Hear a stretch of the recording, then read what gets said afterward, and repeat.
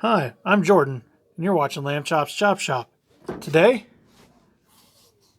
we're killing spiders.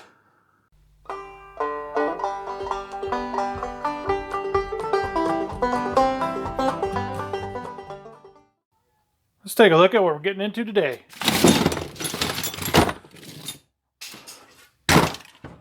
This here is a Spartan Locker for Sparta. I'd like to say that I had done a bunch of research and determined that the Spartan Locker was the highest quality for the best price. But that would all be a lie. I literally just bought it because it says Spartan on it. However, after I bought it, I did do some research, and from what I can tell, it's at least as good as any other, main brand carrier locker. So I guess that worked out. One thing I do remember reading about are these pins in here are a little bit bigger than some of the pins in the other lockers. So it's got that going for it.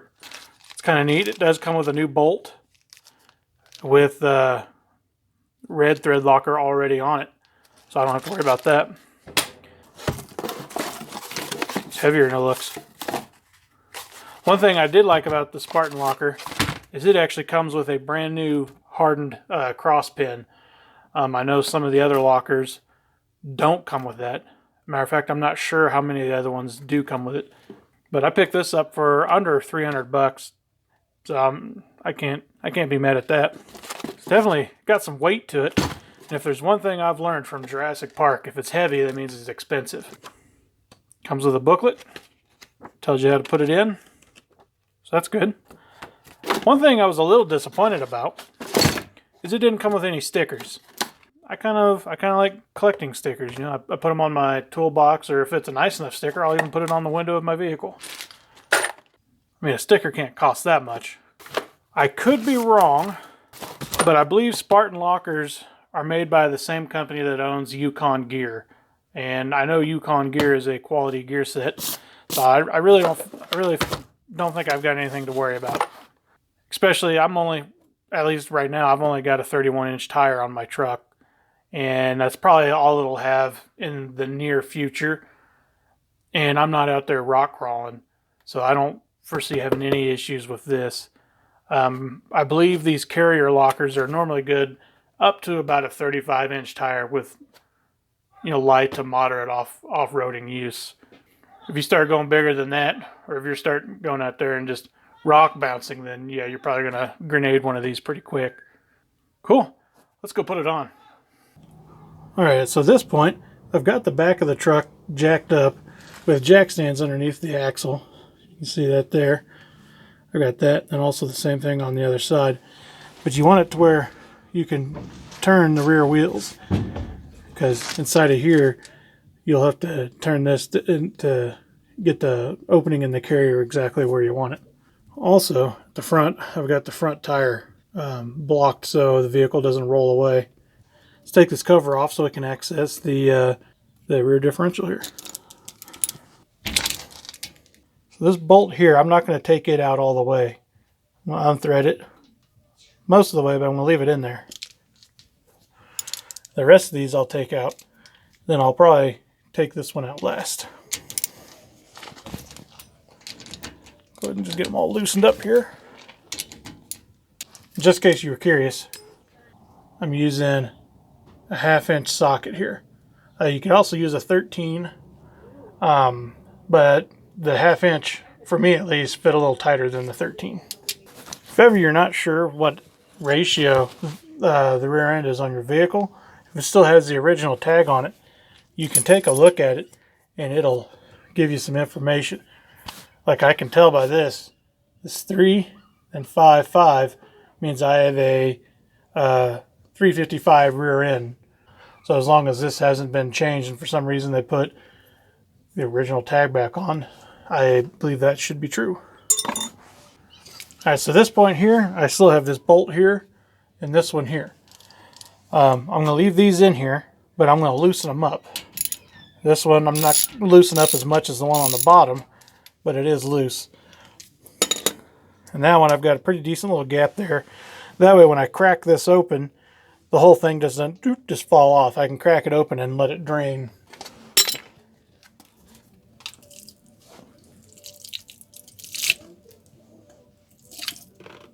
I can probably take this one out completely now.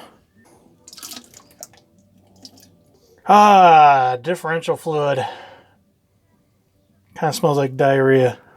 At this point, I think I'm safe taking this top bolt out.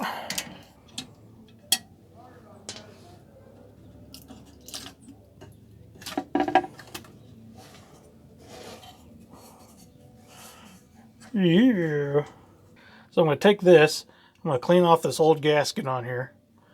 I'm also going to clean it out the inside of it as well. Let this drain for a little bit. Then we'll actually spray this out to clean all the old oil out of it. And then we'll get started. So I've got this cleaned up a little bit. I got most of the nasty grease out of there. I still got a little bit of cleaning to do. But to clean up this edge here, I've got this little Scotch-Brite ball attached to my drill, and I'm just going to go around the edge here and just try to clean that up.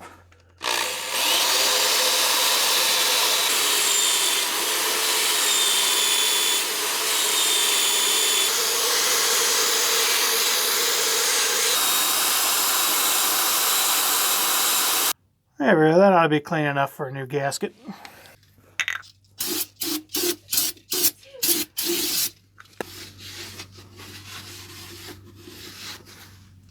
So if you've ever been curious about how spider gears work, you can see you got 4 gears in here inside this carrier.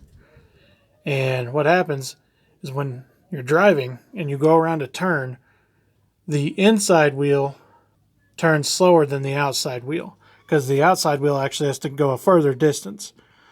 So what happens is that allows the outside tire to move at a different speed than the inside tire. An issue with this, though, when off-road, if you have one tire that has traction and another tire that has no traction, the tire with no traction is going to get all the power, and it's just going to sit there and spin. As you can see, when I spin this tire, everything moves freely, but this tire, or the tire that's connected to this axle, won't get any power, which means you're not going to be able to get out of a hairy situation because you're going to be stuck. I'd like to point out, this truck has over 300,000 miles on it. And look how worn out these gears are. You can see if I just rock this back and forth, there is a lot of movement in there. You can also see just how actually wore out the gears are. And that's a great big old pit right there. So, just this upgrade alone, not only am I going to be able to lock the rear end, it's locked automatically, but I'll get rid of all this play in here. Yeah, because that's wore out. So in order to get these out, we have to take this cross pin out. Yuck. And the way you do that, you turn this. We got to take this bolt out. This bolt right here is a 5/16.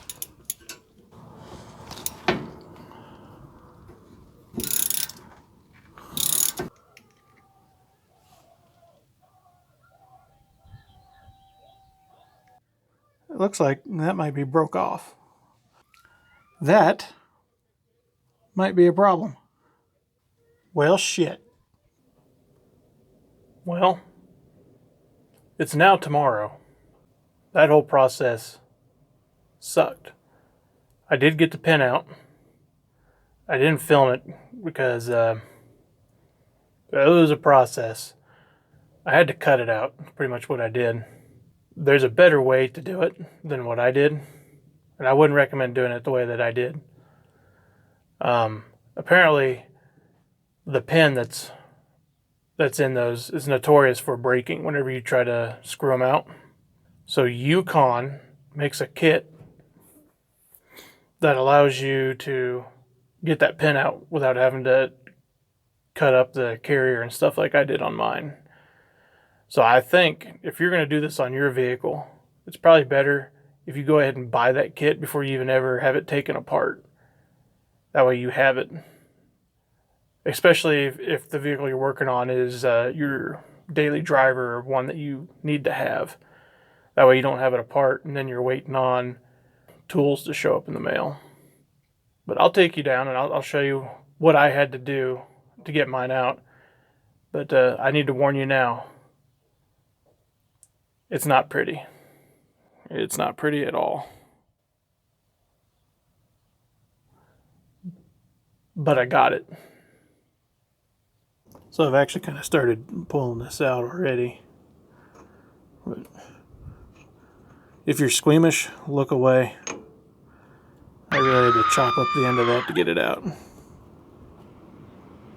Not recommended. Well, you should be able to just roll these out now.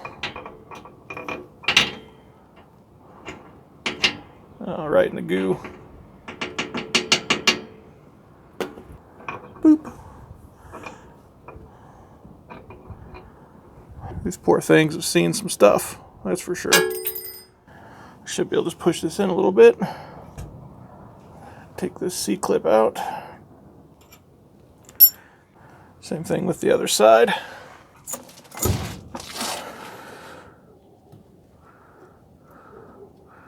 There it is. With those out, these should slide right off.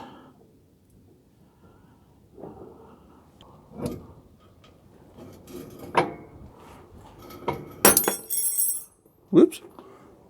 Now these washers here are not reused by Spartan Locker. Almost all the other lockers I've seen reuse this thrush washer. For some reason Spartan doesn't use it. So just so you guys can see what I had to do here, turn this. I actually had to cut this pin out here and here. There is damage to this carrier. It should still be fine though. And if it does end up failing and breaking, then I guess I'll just have to replace it. So since I was grinding in here, I now have a bunch of metal shavings all over this, and you can't keep that there because that's bad.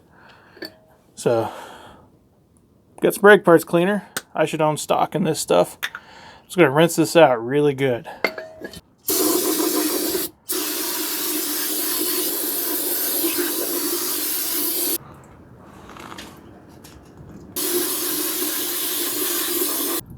I'm just going to keep doing that until I don't hear any more crunchiness. I can't help but wonder if a person had like one of them little small neodymium magnets, or whatever they're called. You just put it right here in this low spot in the bottom of this carrier. If that wouldn't be a helpful thing too, but I don't know, I'm probably just overthinking it at this point.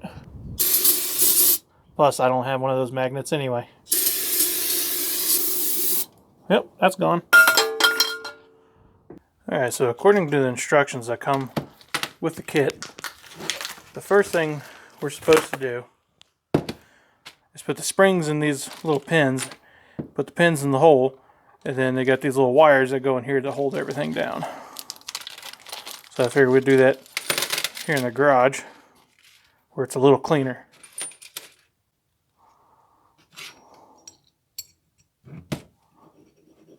Okay, let's see how that works. You see this hole that's right here? Just put that in there just like that. Same thing. Put the spring in the pin. Put the pin in the hole. Put the other pin in the other hole. Just like that. That holds these down for installation.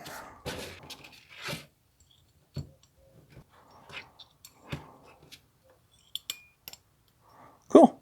So that's all pretty self-explanatory.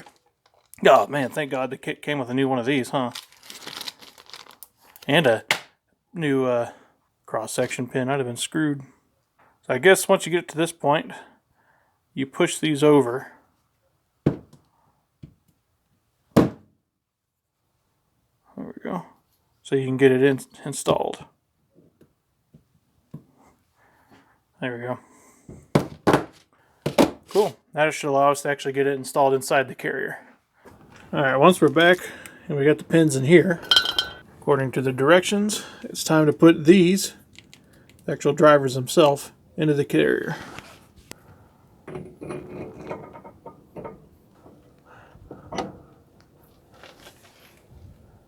Now again, we do not use the thrush washers with the Spartan kit.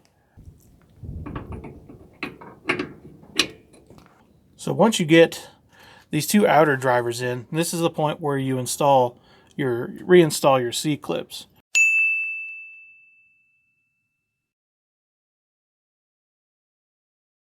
Make sure before you put them in, that you clean them up, get them all unnasty. What you'll need to do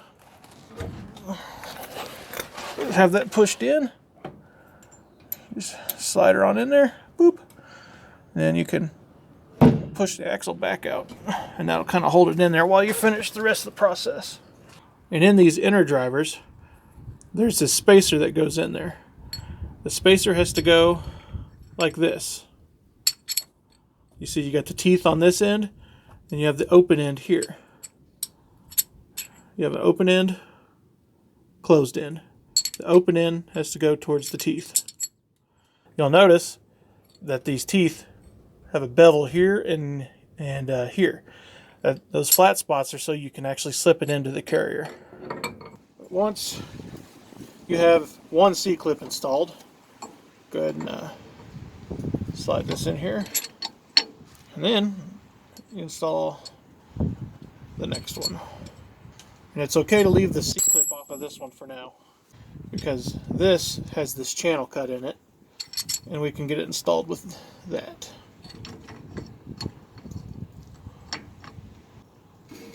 Push that axle back in. Just going to turn this assembly. And then you can see with this groove right here, we can just shloop, give ourselves some extra room, and then we just push this in where it needs to go. Grab my special tool. I think that's on there. Kind of just doing this all by braille. Okay, yep, I believe that's on there. So we got both those pieces put in there now. Okay, yep, that should be good. Alright, I would like to point out that the instructions don't say anything about when to put the C-clips in. So that's kind of annoying. I wish they would add that in there. But we got it right now to where we got pins aligned with the holes. So we should be able to just pull the pins out now.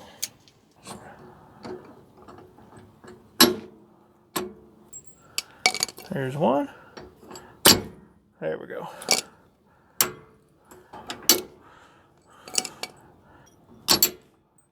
Oh, there we go. So we got all the pins put in. So at this point, we should be able to turn the carrier. Oh my God, that's hideous. What have I done? And push that cap back in. Make sure that one's pushed back in. And now we install the pin. So before you go to put the pin in, you need to make sure you measure your gap right here. According to the instructions, it's supposed to be between 0.145 and 0.170. I'm within that spec, so we were good to go. Thank God this kit came with a new pin, because I tore mine up. But I'm coming in from the other side. The bolt doesn't go on this side. Since I did some damage to this side, I don't want to scar up the whole bolt or anything trying to put it in. There we go. And if I'm lucky, I even got the hole in the right spot. Oh yeah, we're good.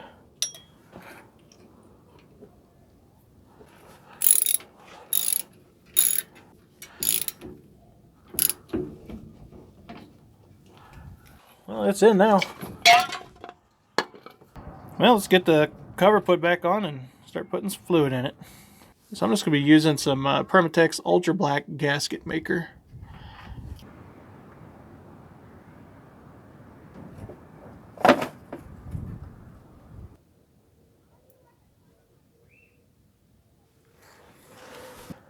I'm sure this is wrong some way or another, but I like to kind of smooth mine out a little bit. There we go. So I'm going to let that tack up just a little bit, and we'll get it finished up. So I've got my pan, and I also put just a really thin layer on this part too. And we're just going to slump it on here. Doop. Get one bolt started up here, and one started down here. When you're putting all your bolts back on, don't forget to put the tag back on too. And I'm going to tighten these down in a crisscross pattern as much as I can, at least. Whether or not that's necessary, I don't know. There we go. All we got left to do now is just put fluid in it.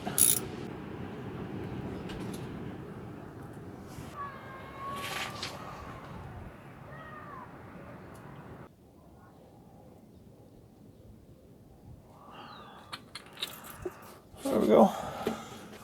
That looks full to me. Clean off our plug here.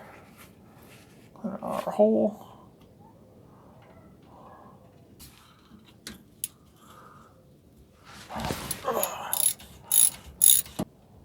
There we go. And that's that. Well, that's the install on the Spartan Locker. It ended up being a little more difficult than I expected, mainly because of that broken bolt holding in the cross pin. I probably would have benefited if maybe I would have done a little bit more research before I started on this. But that's exactly why I make these videos. So hopefully one of you guys will see it, and you'll know better before you start diving into something. I would definitely recommend having that kit from Yukon that allows you to drill out the bolt and put an extractor in it to pull it out instead of grinding and cutting up your differential like I did on mine. I'm not really worried about it being weak right now. I don't think I did enough damage to it to weaken it. And I mean, if I did, I'll just deal with it at that point. That's going to be it though for today's video. I would really appreciate it if you guys could hit that like button, comment, and subscribe if you can. I'm a brand new channel, and all that stuff helps me out tremendously. It helps with the YouTube algorithm, try to get more people my way. Of course, if I didn't earn that, then don't do it, because I don't want it unless I earned it. But I'm going to call it for the day. You guys have a great day.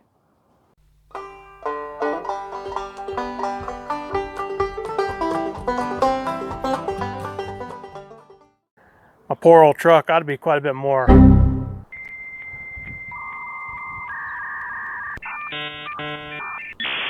capable off-road.